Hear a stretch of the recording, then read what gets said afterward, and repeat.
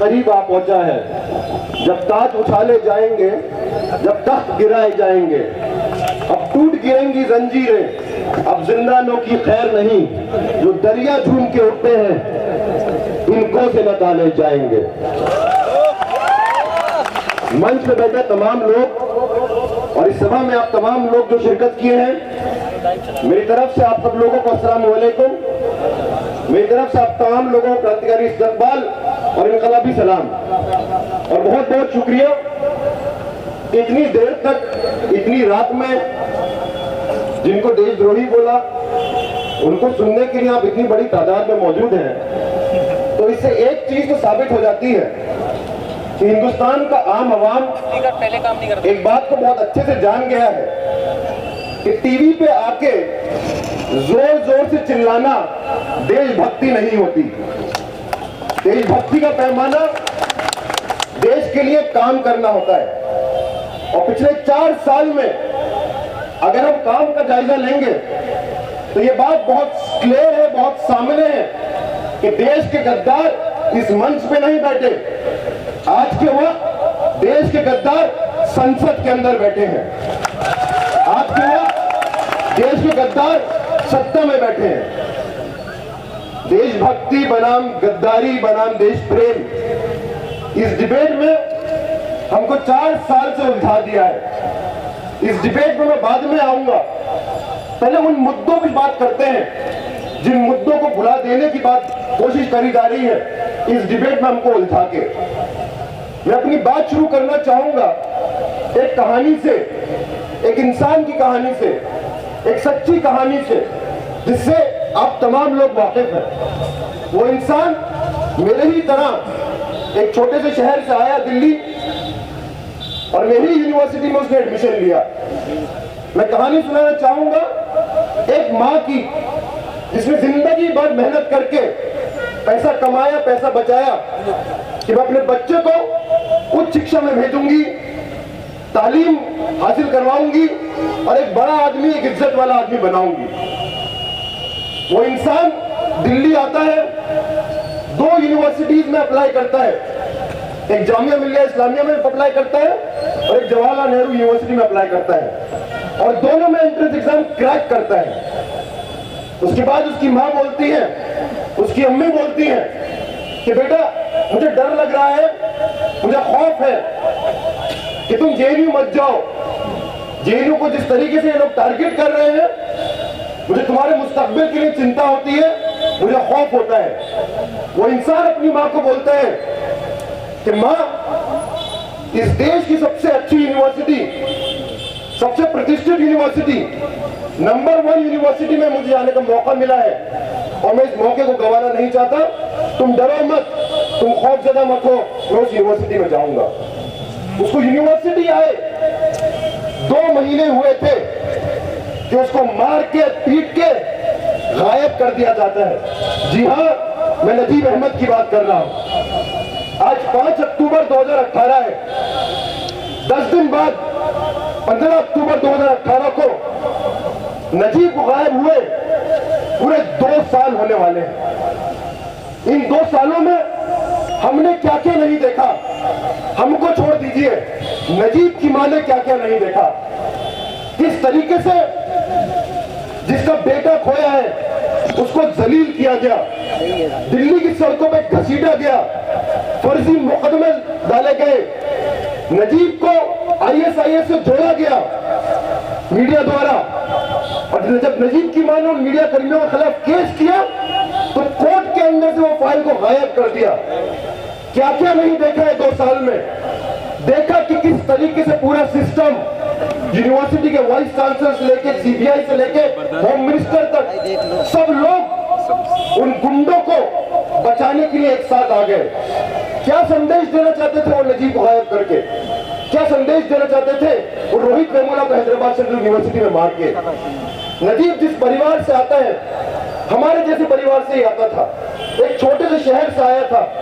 जैसे पिछले वक्त बोल रहे थे, अपने परिवार में पहली पीढ़ी थी जो हायर एजुकेशन में आया था, जो 12वीं के बाद पढ़ाई कर रहा था, अपना शहर छोड़ के दूसरे शहर में पढ़ने आया था। और आज जितने भी मुसलमान और दलित उच्च शिक्षा में है, उसका 99% लोग वो पहली पीढ़ी है जो आज यूनिवर्सिटी तक आ पाए हैं। अब एक बात बताइए, उस बदायूं के मोहल्ले से जहां से नजीब आता था, क्या उस मोहल्ले से कोई और माँ अपने बेटे को दिल्ली भेजेगी पढ़ने के लिए या नहीं? एक बात आप मुझे बताइए, उस आंध्र प्रदेश के गुंटूर जिले से जहां रोहित वेमुला पला बड़ा हुआ, क्या उस जिले से कोई कोशिश करेगा, कोई माँ कोई पिता ये जुर्रत करेगा कि अपने बेटे को हैदराबाद या दिल्ली भेजे पढ़ने के लिए? वो आज हमला करके हमको इस देश की व्यवस्था से, देश के संसाधनों से, यूनिवर्सिटी से, शिक्षा से बेदखल कर रहे हैं। यही इनकी साजिश है और इस साजिश को समझना है। और मुझे लगता है आप तमाम लोग जो जामिया नगर में रहते हैं वो इस खौफ को, इस साजिश को बखूबी जानते हैं, क्योंकि नजीब को गायब करके जो मैसेज, जो संदेश बदायूं भेजा, रोहित को मार के जो संदेश गुंटूर भेजा, वो 10 साल पहले, वो जख्म अभी भी ताजा है। बटला हाउस में दो नौजवानों को मार के आजमगढ़ भी भेजा था। वो हम तमाम लोगों को डराना चाहते हैं, खौफ सदा करना चाहते हैं। ये सपना मत देखो कि पढ़ पाओ। मैं अपने आप को बहुत खुश नसीब समझता हूँ। इस इलाके में मैं पैदा हुआ, इस इलाके में मैं बड़ा हुआ, और मेरे हिसाब से बहुत चंद लोग हैं जो इस इलाके से जेएनयू गए। मैं बहुत खुश नसीब हूँ कि मेरा जेएनयू में एडमिशन हुआ। मैं बहुत खुश नसीब हूँ कि उनकी तमाम कोशिशों के बावजूद मैं अपना पीएचडी कंप्लीट कर पाया। इस देश में 10 साल पहले एक रिपोर्ट आई थी, जो रिपोर्ट अब भुला दी गई है। उस रिपोर्ट का नाम था सच्चर कमेटी रिपोर्ट। उस रिपोर्ट ने एक बात बोली कि अगर आज आप यूनिवर्सिटीज में जाएं तो आपको देश के अल्पसंख्यक, मतलब देश के मुसलमान नहीं मिलेंगे। अगर आप ब्यूरोक्रेसी में देखें तो आपको देश में वहां मुसलमान नहीं मिलेंगे। अगर आप पुलिस में देखें, पैरामिलिट्री में देखें, आर्मी में देखें, वहां आपको मुसलमानों का रिप्रेजेंटेशन नहीं मिलेगा। एक जगह अपनी आबादी से कहीं ज्यादा रिप्रेजेंटेशन मिलेगा, वो है इस देश की जेलें। ऐसा क्यों है? 10 ही साल हुए हैं इस रिपोर्ट को आए हुए। ऐसा क्यों है कि आज मुसलमानों का मुद्दा मंदिर, मस्जिद और ट्रिपल तलाक बन के रह गया है? ऐसा क्यों है कि ये सारे सवाल, शिक्षा का सवाल, ये सवाल क्यों नहीं बना? जब 2 साल पहले हमारी यूनिवर्सिटी पे हमला किया, हम लोगों को जेल भेजा, उस समय एक डिबेट आप लोगों ने बहुत सुनी होगी। सरकार के प्रवक्ता आके बोलते थे कि तमाम लोग, जेएनयू में पढ़ने वाले लोग और पब्लिक यूनिवर्सिटीज में पढ़ने वाले लोग टैक्स के पैसे से पढ़ते हैं, सरकार पैसा देती है, सब्सिडी से पढ़ते हैं, तो इनका सरकार के खिलाफ बोलने का कोई अधिकार नहीं है। सही बात है कि हम टैक्स के पैसे से पढ़ते हैं। आप तमाम लोग टैक्स भरते हैं, इसलिए हम पढ़ पाए। और आज जब हमारी पढ़ाई खत्म हुई है तो हम कहीं अमेरिका या यूरोप जाके नौकरी लेके हम जा नहीं रहे, कर्ज वापस करने आए हैं जो आपने कर्ज लिया है। और जब टैक्स के पैसे की बात करी जाए तो ये सवाल पूछने वाला सवाल है, वो किसका पैसा है? क्या वो पैसा मोदी के बाप का पैसा है? क्या वो पैसा योगी आदित्यनाथ का पैसा है? क्या वो पैसा मुकेश अंबानी की जेब से आया है, गौतम अदानी की जेब से आया है? वो आपका और हमारा पैसा है। और हम चाहेंगे कि वो पैसा शिक्षा पे खर्च हो, हम चाहेंगे वो पैसा अस्पताल खोलने पे खर्च हो, ना कि लाखों करोड़ों रुपए का जो कर्जा माफ किया जा रहा है कॉर्पोरेट घरानों का, उस पर खर्च हो। एक छोटा सा उदाहरण लेके बात करता हूं। आज एक तरफ विश्वविद्यालयों में हमला किया जा रहा है, जेएनयू में हमला किया, जामिया के माइनॉरिटी स्टेटस को छीनने की कोशिश करी जा रही है। दूसरी तरफ अलग अलग यूनिवर्सिटीज में फीस को बढ़ाया जा रहा है कि आप उन विश्वविद्यालयों में जा ही ना पाए। आपके घर के पास जामिया मिल्लिया इस्लामिया है, जामिया मिल्लिया इस्लामिया में एक डिपार्टमेंट है मास कम्युनिकेशन का, शायद कुछ लोग मास कम्युनिकेशन के यहाँ भी बैठे हो। बोला जाता है कि देश का सबसे अच्छा डिपार्टमेंट है जहां पत्रकारिता सीख सकते हैं। फीस कितनी है, ये सवाल पूछने वाला सवाल है। 1.5 लाख रुपया उस मास कम्युनिकेशन के कोर्स का फी है। अब एक बात बताइए, जो ओखला है पे दर्जी कपड़े सिलता है, क्या वो कभी सोच सकता है कि मेरा बच्चा जाए मास कम्युनिकेशन का कोर्स करे और पत्रकार बने? जो जाकिर नगर में गराज की दुकान चलाता है, कभी वो सोच सकता है कि मेरा बेटा जाए और वो जाके वहां मास कम्युनिकेशन का पत्रकार बने? कि ये सोच, ये ख्वाब रखना क्या गुनाह है? क्या हम नहीं चाहेंगे जो 3.5 लाख करोड़ रुपए इस सरकार ने बड़े बड़े कॉर्पोरेट घरानों के कर्जे माफ कर दिए, जो 12,000 करोड़ रुपए नोटबंदी के बाद नए नोट छापने में वेस्ट कर दिए, जो 4,500 करोड़ रुपए इस सरकार ने सिर्फ अपना एडवर्टाइजमेंट लगाने में वेस्ट कर दिए, क्या हम नहीं चाहेंगे उसका 10%, 20% यहाँ यूनिवर्सिटी में लगे, जहां आपके और हमारे जैसे लोग जाके पढ़ पाए? ये सवाल आज मोदी साहब से पूछने वाला सवाल है। आज वो नहीं चाहते कि आम आवाम जो ओखला में रहते हैं, जो सीरमपुर में रहते हैं, जो पुरानी दिल्ली में रहते हैं, जो निजामुद्दीन में रहते हैं, वो इन सवालों पे बात करें कि तालीम का क्या हश्र है हमारे समाज में। अगर आप यूनिवर्सिटी से बाहर निकलेंगे तो रोटी, कपड़ा, मकान, सड़क, इसका क्या हश्र है हमारे मोहल्ले में? पास में ही सड़क है हरिकोटी की, पिछले 10 साल से नहीं बनी है। 15 लाख की आबादी है, 15 लाख की आबादी है इस मोहल्ले की, एक भी सरकारी अस्पताल नहीं है। 15 लाख की आबादी है इस मोहल्ले की, एक भी अच्छा सरकारी स्कूल नहीं है। ऐसा क्यों है कि इन सवालों पर चर्चा नहीं है? ऐसा क्यों है और क्या हमको रोक रहा है इन सवालों पर चर्चा करने की? योगी आदित्यनाथ साहब ने, बहुत पुराना उनका भाषण है, वो स्टेज पे बैठे हैं, कोई और भाषण दे रहा है और उसने बोला कि जब हमारी सरकार आएगी तो हम मुसलमानों को 2म दर्जे का नागरिक बना देंगे। आपने चारों ओर देखिए क्या हाल हो गया है। जितने लोगों को मॉब लिंचिंग में मारा, जितने दंगे भड़काने की कोशिश करी, आज मुसलमानों की एक डिमांड रह गई है कि हमको जिंदा छोड़ दो, हमको जान से मत मारो, हमारे खिलाफ हिंसा मत करो। रोटी, कपड़ा, मकान, शिक्षा, रोजगार जो नागरिक के अधिकार हैं, जो संविधान हमें अधिकार देता है, उन सवालों पे हम कब बात करेंगे? ये सवाल हमको अपने आप से पूछने का जरूरत है। और अगर आप ये सवाल पूछे तो आपको अलग अलग तरीके से डराने की कोशिश करी जाती है। आप सब लोग वाकिफ होंगे, 2 महीने पहले मुझे जान से मारने आए थे। क्या संदेश देना चाहते थे मुझे जान से मार के? वही संदेश देना चाहते थे जो बदायूं भेजा था नजीब को गायब करके, आजमगढ़ भेजा था बटिया हाउस में 2 नौजवानों को मार के। वो वही संदेश देना चाहते थे ओखला की आम आवाम को कि सोचना मत, जुर्रत मत करना ये सोचने की कि मैं एक दिन जेएनयू जाके आला तालीम हासिल करूं। जुर्रत मत करना हमको आंखों में आंखें डाल के देखने की, और ये तो कभी मत सोचना कि तुम हमसे सवाल पूछोगे। लेकिन मोदी साहब, हमने भी सोच लिया है, आंखों में आंखें डाल के बात करेंगे, आपसे सवाल करेंगे। हो सकता है आपके एक मोटा भाई है तड़ीपार, किसी इंसान को मरवाना उनके दाएं हाथ का खेल है, हो सकता है ऐसा हो सकता है आप हमको मार दें, लेकिन आपको खुला चैलेंज है, आप हमारे विचारों को मार के दिखाइए।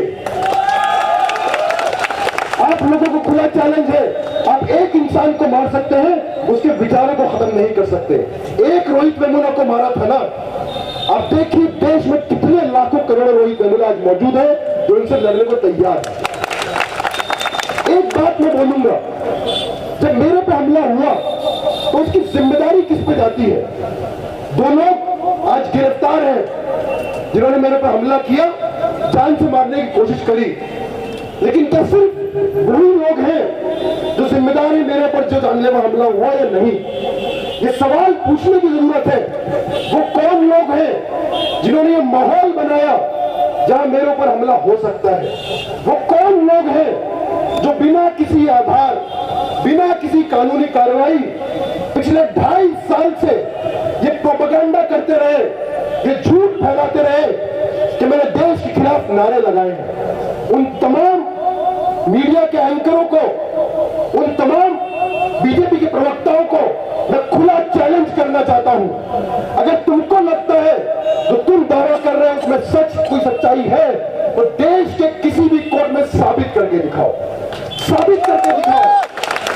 क्यों है कि 2.5 साल से ऊपर हो गया है जो अनिर्बान कन्हैया और मुझ पर मुकदमा लगा था, उसमें आज तक हमारे खिलाफ सरकार मुकदमा शुरू भी नहीं कर पाई है, एक आरोप पत्र दर्ज भी नहीं कर पाई है।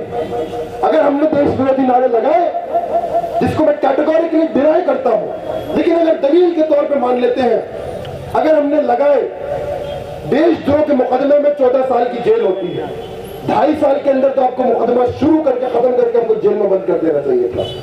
ये आपको चैलेंज है, आप मुकदमा शुरू करिए, आप मुकदमा शुरू क्यों नहीं करते? वो जानते हैं वो मुकदमा इसलिए शुरू नहीं करते कि वो जानते हैं कि वो भी झूठ बोल रहे हैं। और यही आज हमारे देश में साजिश है कि इस लोकतंत्र को झूठ तंत्र में तब्दील कर दिया जाए। यही साजिश है कि हमारे लोकतंत्र को भक्त तंत्र में कन्वर्ट कर दिया जाए। यही उनकी कोशिश है कि हमारे लोकतंत्र को ख्वाज तंत्र में तब्दील कर दिया जाए। और ये सब कुछ देशभक्ति का चोला पहन के किया जा रहा है। देश सिर्फ एक कागज का नक्शा नहीं होता, देश देश के लोगों से बनता है। और जो मीडिया कर्मी अपने आप को देशभक्त बोलते हैं, देश प्रेमी बोलते हैं, मैं उनको चैलेंज करता हूं कि जरा शो करो कैसे हो गया कि अरुण जेटली साहब से मिलकर विजय माल्या साहब 9,000 करोड़ रुपए इस देश का लेकर फरार हो गए। अगर देशभक्त हो तो इस पर प्रोग्राम करो, अगर देशभक्त हो तो प्रोग्राम करो। कैसे हो गया कि स्विट्जरलैंड में बैठ के नरेंद्र मोदी नीरव मोदी के साथ फोटो खिंचवा रहे थे और उसके बाद नीरव मोदी कभी वापस पलट के ही नहीं आया। अगर मजाक के तौर पे बोलूं तो कभी कभी लगता है कि 2014 में हमने सरकार नहीं चुनी थी, हमने ट्रैवल एजेंसी चुनी थी। अगर आप सरकार से सवाल पूछेंगे तो सरकार के प्रवक्ता टीवी पर आके बोलेंगे उनको पाकिस्तान भेज दो। लेकिन अगर आप जो सबसे बम्पर ऑफर है, अगर आपने इस देश का पैसा लूटा तो आपको सीधा फर्स्ट वर्ल्ड यूरोप में भेज देंगे। आज कहीं ना कहीं हमारे देश के साथ यही हो रहा है। अगर ये लोग देशभक्त हैं तो सवाल पूछा जाए अमित शाह से, कैसे हो गया कि नरेंद्र मोदी साहब की सरकार आते ही आपके बेटे जय शाह का बिजनेस 50,000 रुपए से लेकर 80 करोड़ हो गया। अगर देशभक्त हो तो ये सवाल पूछो कि राफेल घोटाले में अनिल अंबानी ने कितना पैसा खिलाया है और नरेंद्र मोदी साहब ने कितनी मलाई खाई है। ये सवाल आज पूछने की जरूरत है। वो मीडिया में बैठने वाले लोग वो सवाल नहीं पूछेंगे। ये आपकी और हमारी जिम्मेदारी है कि सवाल पूछा जाए। आप राफेल घोटाले को उठा के देख लीजिए, पिछले 4 बरस में, 4.5 बरस में जब से सरकार आई थी, एक चीज पे इन्होंने भरपूर राजनीति करी है, वो है देश की सुरक्षा पे, देश के जवानों को लेके। आप कोई भी सवाल पूछ लीजिए, जेएनयू का हमला क्यों हुआ? बॉर्डर पे हमारे जवान लड़ रहे हैं। पेट्रोल क्यों महंगा हो गया? बॉर्डर पे हमारे जवान लड़ रहे हैं। नोटबंदी क्यों लाई? हमको बैंक के सामने क्यों खड़ा किया? बोला तुम 5 मिनट बैंक के सामने खड़े नहीं हो सकते, वहां बॉर्डर पे जवान खड़े हुए हैं, उनकी सैक्रिफाइस के बारे में सोचो। आज राफेल का घोटाला करके नरेंद्र मोदी साहब ने इस देश के जवानों के साथ सौदा किया है, इस देश की सुरक्षा के साथ सौदा किया है। और ये सवाल पूछने वाला सवाल है कि इसमें नरेंद्र मोदी साहब ने कितना खाया है। नरेंद्र मोदी साहब के बारे में मुझे ऐसा लगता है कि नारा उनका भारत माता का है, लेकिन काम वो सिर्फ अंबानी पापा का करते हैं। देख लीजिए, 2 भाई हैं, एक भाई को ठेका दिया यूनिवर्सिटी बनाने का, यूनिवर्सिटी बनी नहीं। यो यूनिवर्सिटी मुकेश भाई को यूनिवर्सिटी बनी नहीं, उसको इंस्टीट्यूट ऑफ एमिनेंस टैग पहले मिल गया। और इस भाई को यूनिवर्सिटी बनाने का ठेका दिया था, उस भाई का कोई एक्सपीरियंस नहीं है शिक्षा की फील्ड में। दूसरे भाई जिनका कोई एक्सपीरियंस नहीं है प्लेन बनाने का, डिफेंस में, उनको रातों रात 10 दिन पहले कंपनी बनती है और उनको कॉन्ट्रैक्ट मिल जाता है। वो फ्रांस में जाके नरेंद्र मोदी साहब, रक्षा मंत्री को नहीं पता, लेकिन नरेंद्र मोदी साहब अपनी सिफारिश से फ्रांस के प्रेसिडेंट को जाके बोलते हैं कि इस कंपनी के साथ आपको सौदा करना है। बहुत सालों से इस बात को छुपा रहे थे। अभी उनकी पोल खोली है फ्रांस के पुराने प्राइम मिनिस्टर ने ओलांडे में कि भाई साहब ये नरेंद्र मोदी साहब थे जिन्होंने बोला कि मेरे मित्र हैं अनिल अंबानी और उनके साथ अब कोई बिजनेस करना पड़ेगा। आज चारों तरफ पिछले 2 साल में सॉरी, जब से नोटबंदी लाई गई देश में चारों तरफ बदहाली है। 90 लाख जॉब नोटबंदी के बाद खत्म हो गए। लेकिन यही वो वक्त था जब अंबानी साहब का टर्नओवर 76% बढ़ा। पिछले 1 साल में एक आंकड़ा आपको बता रहा हूं, जरा गौर कीजिएगा।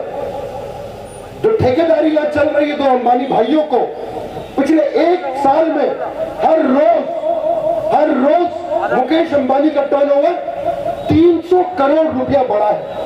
और ये उस दौरान बढ़ा है जब देश में बेरोजगारी बढ़ी। ये उस दौरान बढ़ा है जब देश में 12,000 किसानों ने आत्महत्या कर ली है। जिस सरकार के पास लाखों करोड़ों रुपया है बड़े बड़े कॉर्पोरेट घरानों का कर्जा माफ करने के लिए, उसके पास एक फूटी कौड़ी नहीं है इस देश के किसानों का कर्जा माफ करने के लिए। हर घंटे 2 किसान आत्महत्या कर रहे हैं। जो उनका लागत का दाम है वो दाम उनको नहीं मिल रहा है। एक कहानी सुनाता हूं। 2 साल पहले जब हम पुलिस स्टेशन में थे, हमारा इंटरोगेशन चल रहा था। उस वक्त एक पुलिस वाला हमको बहुत गाली दे रहा था और ये बोल रहा था कि तुम देश के गद्दार हो, तुमने देश के खिलाफ नारे लगाए हैं, तुम्हें शर्म आनी चाहिए। जिस थाली में खा रहे हो उसी थाली में खेत कर रहे हो। तो उस पुलिसकर्मी को ब्लेम नहीं करता। जो उसने टीवी पे सुना था उसने उसी में भरोसा किया था, जैसे बहुत सारे लोगों ने उसमें भरोसा किया था। 2 घंटे तक वो बोलता रहा। 2 घंटे बाद मैंने उससे एक सवाल पूछा। मैंने बोला तुमने थाली की बात करी, खाने की बात करी, तो एक बात बताओ, ये थाली पे खाना आता कहां से है? ये थाली पे खाना लाता कौन है? बीज कौन बोता है? फसल कौन उगाता है? फसल को पानी कौन देता है? फसल को काटता कौन है? फसल को काट के मंडी में कौन लेकर आता है? इस बात का मुझे जवाब दो। तो उसने बोला किसान। और मैंने बोला आज देश में जब किसान कर्जे में है, 12,000 किसान आत्महत्या कर रहे हैं, जो उनका लागत का दाम है उनको नहीं मिल रहा, तो कौन किसकी थाली में छेद कर रहा है? जरा तुम मुझे ये बात बताओ। कौन किसकी थाली में खा रहा है? कौन किसकी थाली से खा रहा है और कौन किसकी थाली में छेद कर रहा है? तुम ये बात बताओ। हमारा देश किसानों का देश है और जो किसानों के गद्दार हैं, जो किसानों पर लाठी चलाते हैं, जो गन्ना किसान उत्तर प्रदेश से दिल्ली आ रहे थे, जो उन किसानों पर लाठी चलाते हैं, वही सही मायने में इस देश के गद्दार हैं। हम इस देश के गद्दार नहीं हैं। और मजे की बात सुनिए, जब गन्ना किसानों के बारे में योगी आदित्यनाथ से सवाल पूछा गया कि गन्ना किसान इतने प्रॉब्लम में है, आप उनके बारे में क्या बोलना चाहेंगे? बोला गन्ना नहीं उगाना चाहिए, गन्ने से शक्कर बनता है और शक्कर से डायबिटीज होती है। मतलब बर्बाद हिंदुस्तान करने को बस एक ही मोदी काफी था। हर शाख पे योगी बैठा है, अंजाम हिंदुस्तान क्या होगा? जब हर शाख पे उल्लू बैठा है, अंजाम हिंदुस्तान क्या होगा? इनके पास आज कोई सवाल नहीं है। इन्होंने देश के जवानों के साथ जो बॉर्डर पर लड़ते हैं उनके साथ गद्दारी करी है, इस देश के किसानों के साथ गद्दारी करी है, इस देश के नौजवानों के साथ गद्दारी करी है। 2014 से पहले नरेंद्र मोदी साहब बोल रहे थे कि हर साल हम 2 करोड़ रोजगार इस देश के नौजवानों को देंगे। 4.5 साल बीत गए हैं, उसका 1% रोजगार भी नहीं पैदा कर पाए। और जो रोजगार पैदा किए हैं उनकी क्या सच्चाई है? अभी एक रिपोर्ट आई कि 82% हिंदुस्तान में जो लोग रोजगार हैं उन लोगों को न्यूनतम मजदूरी नहीं मिलती है। हिंदुस्तान के ज्यादातर लोग ऐसे कामों में हैं जिनको कोई सुरक्षा नहीं है, वेतन टाइम पे नहीं मिलता, कितना भी काम करा सकते हैं। जो हम बेरोजगारी की बात कर रहे हैं तो हम कैसे रोजगार मिलेगा उसकी भी बात कर रहे हैं। गटर साफ करना, गटर में उतरना, मैनुअल स्कैवेंजिंग करना ये कोई काम नहीं है। और सुप्रीम कोर्ट ने 25 साल पहले बैन कर दिया था और सरकार को यह आदेश दिया था कि जितने मैनुअल स्कैवेंजर्स हैं उनको रिहैबिलिटेट किया जाए और कामों के अंदर। मोदी साहब ने क्या किया? पिछले 4 साल में जब से ये सरकार आई है, हर 5 दिन में किसी एक दलित की, क्योंकि ये काम सिर्फ दलितों से कराया जाता है, गटर में उतर के गटर को साफ करना, हर 5 दिन में एक दलित की मौत होती है। और मोदी साहब ने पिछले 4 सालों में एक फूटी कौड़ी उनके रिहैबिलिटेशन के लिए नहीं दी। मोदी साहब ने एक किताब लिखी थी, उस किताब में उन्होंने लिखा था कि गटर साफ करना, मैला ढोना एक आध्यात्मिक काम है, एक स्पिरिचुअल काम है, एक रूहानी काम है। तो नरेंद्र मोदी साहब अगर इतना ही रूहानी काम है तो एक काम करिए, आप गटर में उतर जाइए या मोहन भागवत को गटर में उतार दीजिए, अपनी आरएसएस की शाखा को गटर में उतार दीजिए। ये काम हम नहीं करेंगे। हमको रोजगार चाहिए और डिग्निफाइड रोजगार चाहिए। ये सवाल आज नरेंद्र मोदी सरकार से पूछने की जरूरत है।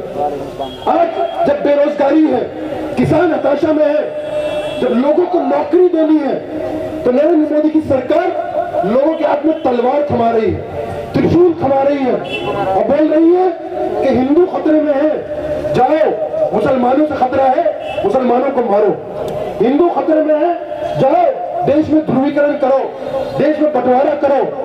लेकिन जब ये संघ के लोग बोलते हैं बार बार घूम घूम के कि हिंदू खतरे में है, तो मैं संघ के लोगों से 100% इत्तेफाक रखता हूं, 100% अग्री करता हूं। सही मायने में इस देश के हिंदू खतरे में है। उस खतरे का नाम है नरेंद्र मोदी, उस खतरे का नाम है आरएसएस, उस खतरे का नाम है भारतीय जनता पार्टी।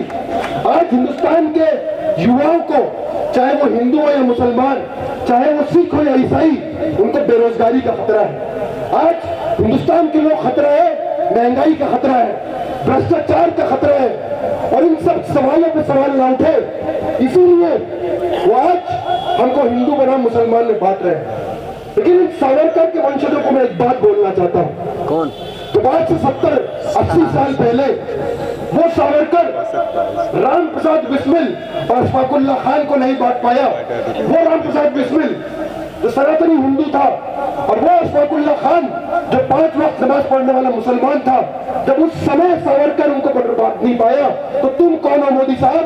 इस देश के हिंदुओं को, इस देश के मुसलमानों को तुम नहीं बांट सकते। एक आखिरी बात बोल के मैं अपनी बात खत्म करूंगा। आने वाला चुनाव, जैसे जैसे चुनाव करीब आएगा, उनकी यही कोशिश रहेगी, उनकी कोशिश रहेगी कि इस चुनाव का मुद्दा राफेल डील ना बने, लव जिहाद बने।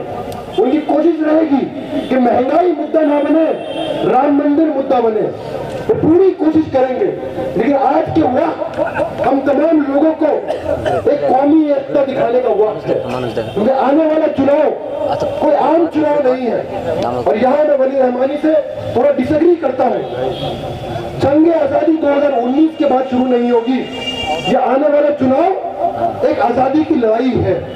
नफरत से आजादी, डर से आजादी, जुमलेबाजी से आजादी, खौफ से आजादी, भ्रष्टाचार से आजादी, महंगाई से आजादी, ऊंच नीच से आजादी, ये आजादी की लड़ाई है। और 162 साल पहले जब 1857 में लोग इस दिल्ली के लाल किले पर आके बहादुर शाह जफर को बोला था कि आप हमको लीड कीजिए, हम इस आजादी की लड़ाई में शामिल होना चाहते हैं।